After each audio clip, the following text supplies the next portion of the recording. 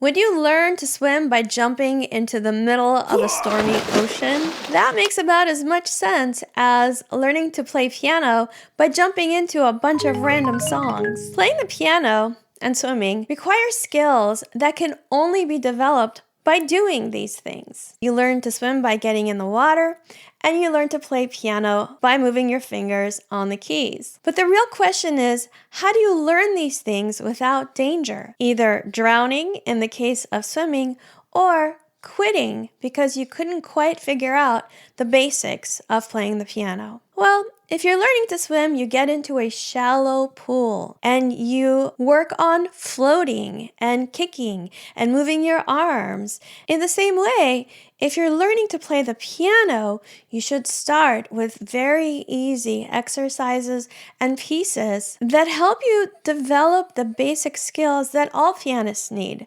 no matter what type of music you want to play. If you've been struggling with hand coordination, hand independence, finger independence, speed, and playing loud and soft, then you'll definitely want to watch this video all the way to the end, because I'm going to show you how you can develop all of these skills by using just one scale.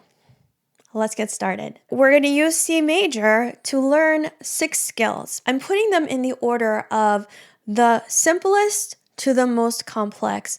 So you'll want to become pretty confident and comfortable with one skill before moving on to the next one. The first skill we're going to develop is understanding patterns, because patterns are all over the place in music.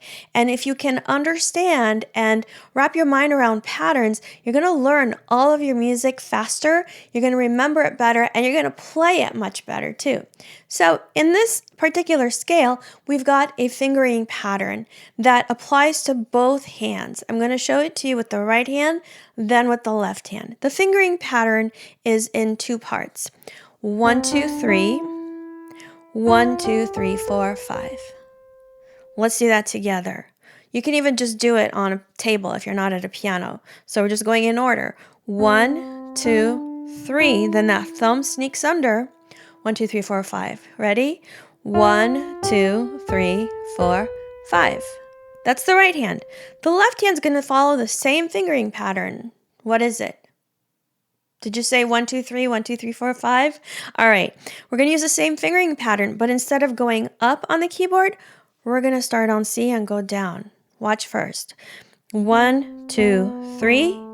1, 2, 3, 4, 5. Same pattern. By the way, sorry about the Band-Aid. Apparently, I cannot be trusted around knives. Okay, so let's do the same exact pattern using the left hand. You ready? You can do it on a table or on wherever you are. Okay, here we go. 1, 2, 3. Now, the thumb goes under. 1, 2, 3, 4, 5.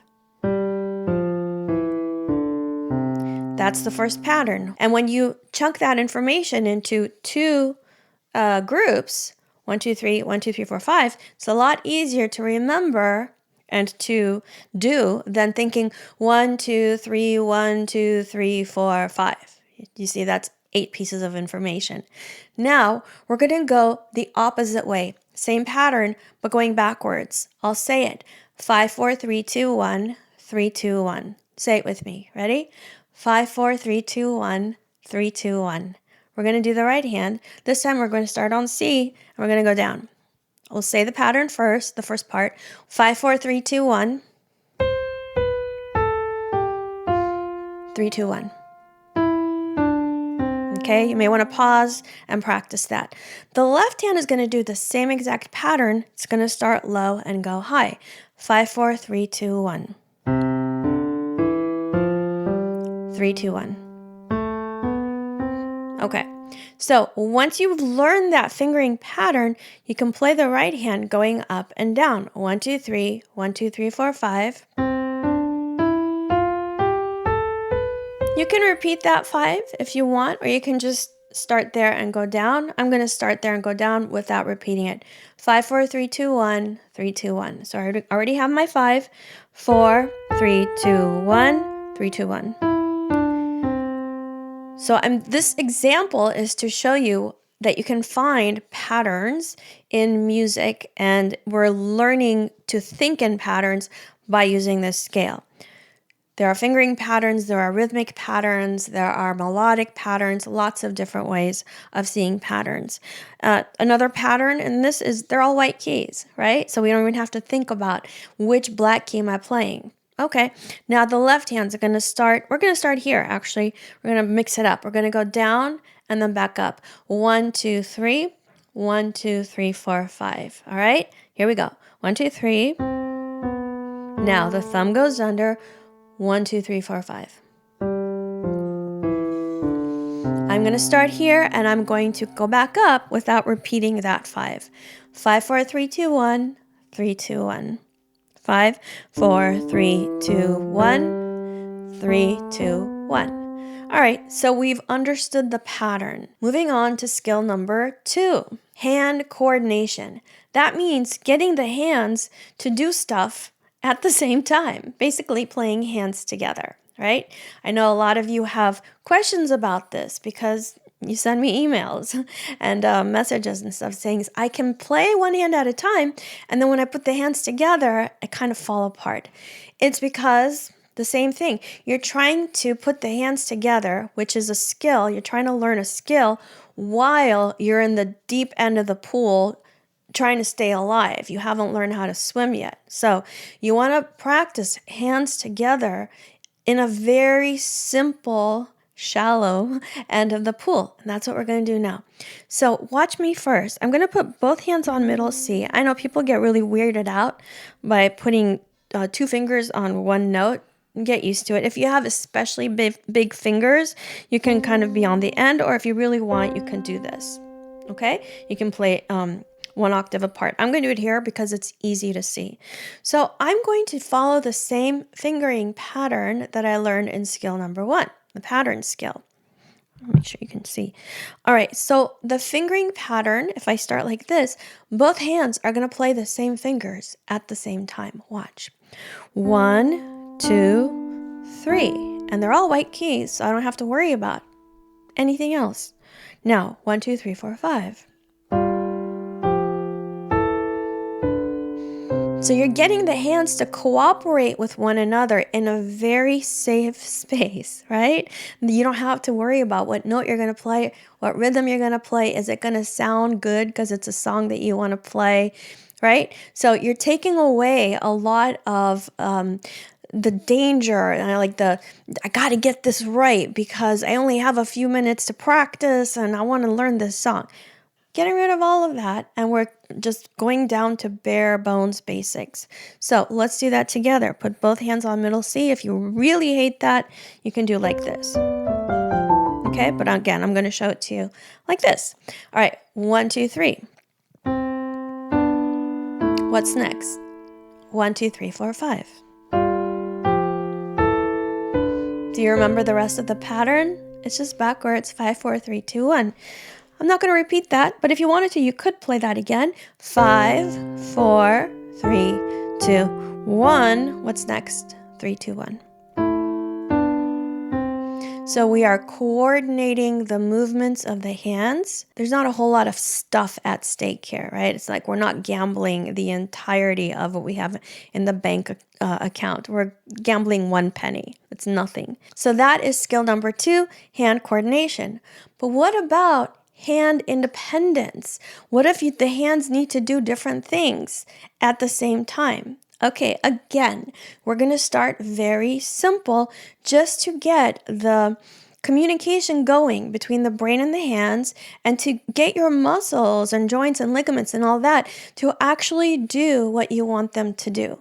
That's basically most of learning to play the piano, is understanding what to do and then training your mind and your body to communicate with one another. That's all it is, okay? It's not that complicated. The way we're going to do it is I'm going to play one hand legato, which means not letting go after each note. It's like walking. Listen to it.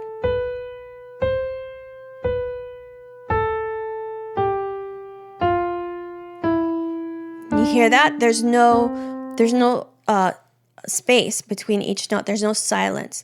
Now, Contrast that with staccato, which is more like hopping from one foot to the next. Listen. That's staccato. Detached.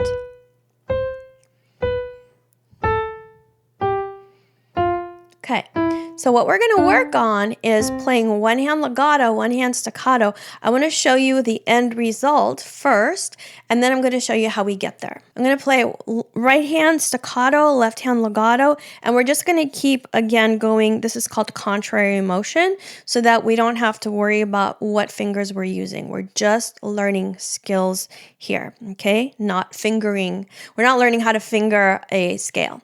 Okay, so right hand's legato, left hand staccato.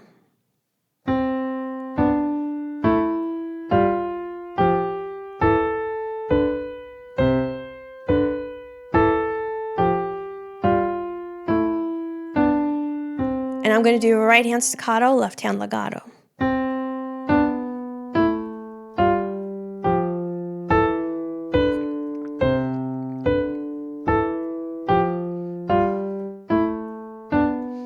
Okay, for me that's very easy, but if you've never worked on that, it's going to seem almost impossible.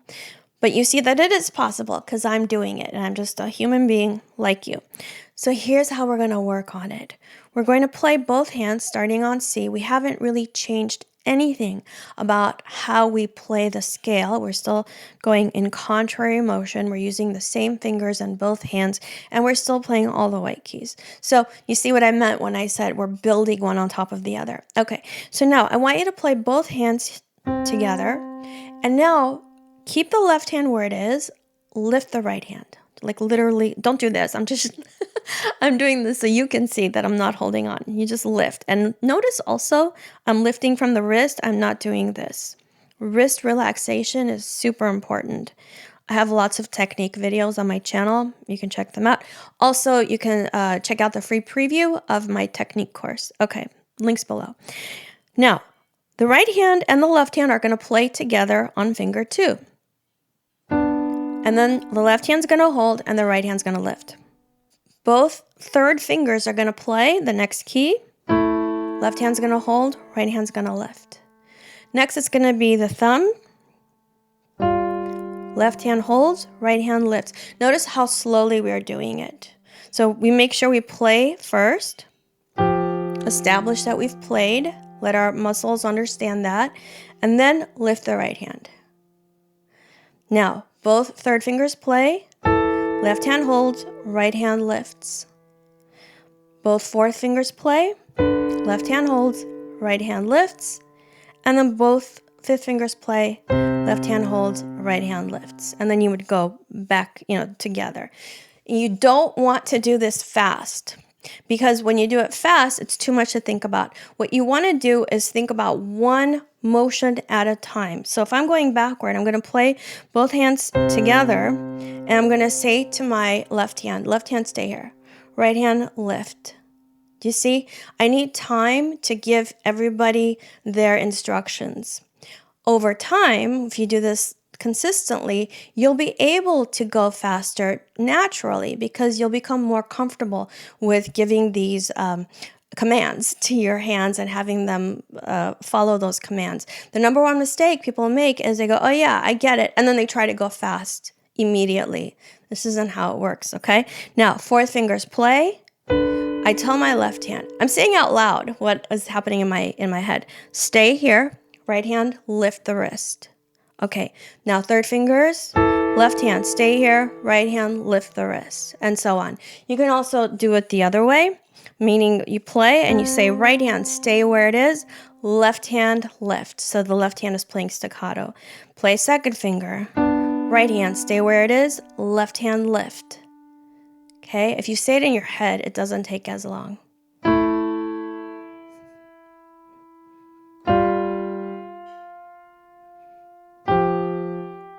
And if you practice this consistently with this sort of intentionality, right? Actually telling your hands what to do. You do that for a few days, you'll notice it's actually working a lot easier for you. And eventually, you'll be able to do that. Well, So you might say, I'm not trying to play a scale and have one hand be legato, one hand be staccato. I want to play a piece, right? Well, where do you think the hand independence comes from? It's having your mind be able to send two separate sets of instructions to both hands at the same time. So you got to walk before you can run. You got to crawl before you can walk. You have to get up on your hands and knees before you can crawl, right? So there's always a step before. And then once you can run, you can jump, you can be a ballerina, whatever. So there are always steps on the way. All right, so that is your hand independence. Now, let's talk about skill number 4, playing loud and soft. The one thing you can change to make yourself sound way better than you do now is to add dynamics to the music. Dynamics are loudness, softness, musical interpretation. So many times I'll hear people play a piece of music and it's all sounds the same, right? Because what they're thinking about is like getting the notes, moving their fingers, and the last thing on your mind is the sound that is coming out of the piano. You just want to get the right notes. But adding dynamics, loud and soft, is actually not that hard. And if you train yourself to do it early on, then it just becomes part of how you play. It's more interesting. So going back to our C major scale, if we want to play loud, many times people think they have to hit the keys, right? Not at all. This is the fastest way to tendonitis and actually sounds terrible. So what you want to think about between loud and soft, I'm just going to play a bunch of notes here. When you're playing loud, think of falling into the keys kind of heavily. Notice I'm falling from my wrist. This is not a technique video, so I'm not going to go into it, but I'm not doing this. I hope you can see the difference. So I imagine my arm weighs a lot. I also think about falling quickly into the keys, right? Because I'm building up velocity by going fast. Now, I'm going to do that with my left hand. I want you to follow along and I want you to do it. Lift your wrist, keep your fingers low, and imagine that you're heavy and you're being pulled into the keys really fast by gravity. If you haven't built up much finger strength, then you're probably gonna, do like that. It's okay. You gotta start somewhere. If you want to play soft, you don't do it by going like this. All right? You do it by falling again, but this time you fall a little bit slower, more controlled, and you imagine that your arm doesn't weigh as much. It's on your head. Right? So instead of falling fast and heavy, I'm going to fall kind of slow and light. Like that. Try it. And see, I'm using all 5 fingers, so we're not really worried about what we're playing. What you want to do is develop the feeling of how this movement feels in your body before you try to add notes and rhythms to it. Let's try it with the left hand. Lift your wrist and imagine your very light arm and you're slowly falling into the keys, almost like you're on the moon, right? You have more bounce on the moon, less gravity. So that you can practice. Now, if we want to play a scale heavy, for the beginning of it, this isn't the whole story, but you got to start somewhere. You want to fall heavily into every finger. Fall fast into every finger. Still using the same skills I've already built up.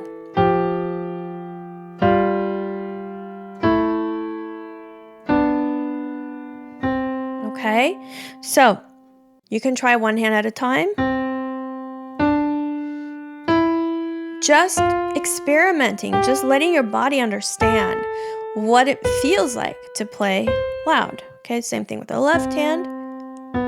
Don't shy away from using the left hand. If your left hand is, quote, not good, it's probably because you're not working on it, okay? So then you can try the same, let's do hands separate for now, by playing lightly. Imagine you're on the moon. When you come down, it's going to be a lot slower. So let's try that. So I'm still using my wrist, I'm still falling, but I'm falling slower. Okay, we're not doing this because you can't play like that. Your body has to be moving when you play the piano. Okay, try the left hand. So you're still going up and down with your wrist.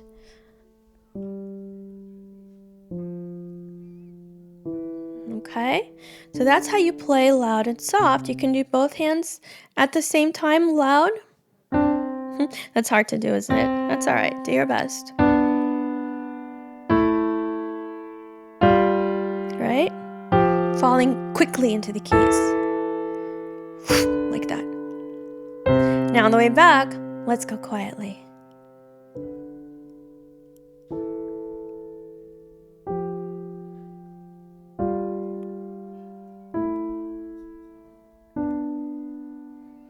Okay, so that is skill 4, playing loud and soft with both hands. But we can also get louder and get softer. The way you do it, let's say we're going to start soft and get louder. I use the right hand. You want to start with falling in very slowly and then increase the speed of falling into the keys like this. We're not going to get faster. We're just going to fall a little heavier. Now I'm going to get softer. Start loud or heavy, as I like to say it. Get lighter.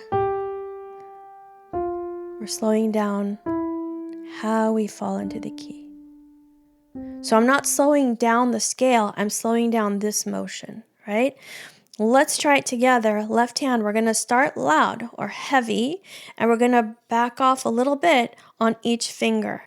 Now, if this is the first time you're trying it, it's going to feel awkward. It's not going to sound good. That's normal. It's not because you don't have talent, and it's not because you're too old. I have to say that every time. All right, so we're going to fall into that thumb, left hand thumb, real heavy and fast. Boom. Like, okay? Like you're a rock falling. Okay, heavy. This time we're going to go a little bit slower. Thumb goes under, a little slower into the key. Now even slower. Even slower. Even slower. And slower. See that? So we worked on every finger. Guess what? You're also working on finger independence here because each finger is having to play slightly differently than the one before it. Okay. Again, just the mere fact that you're learning how to process the information in your brain and sending it to your hands is teaching you a lot of pianistic skills that are going to come in handy when you play your songs, right? Or your pieces. Now let's talk about speed. This is what everyone wants. Being able to play fast doesn't happen from playing fast. It's a result of making the right motions over and over so you become comfortable with them, staying relaxed, and then letting your body naturally increase the speed. So you don't want to force it. I have a video on how to use the metronome to help yourself learn to play faster. I'll link it below and here. So we won't talk about that here. But when you're ready to go faster, what you want to do is lift your wrist a little bit and let your fingers fall down from your hand. It's a lot easier then. You see the difference? That's cramping up and I'm reaching into the keys, but if I'm from above, so just slightly lifting the wrist is going to help you. Same thing with the left hand. Slightly lift the wrist. If this is too fast for you, practice playing with the wrist a little bit high. Nice and slow. and then use my video on how to use the metronome to go faster to help yourself play faster. But again, we're using a very safe and easy thing like the C major scale to learn the approach of how you're playing at the keys. It's super important. It's not just a matter of moving your fingers. It's how are you moving them at the piano that helps you to play fast. Now, the only thing we haven't talked about in this video is piano pedaling. And I've got a really great tutorial that teaches you about how to use the piano pedal. You can check it out right over here. Keep practicing, have fun, and I'll see you soon. Bye.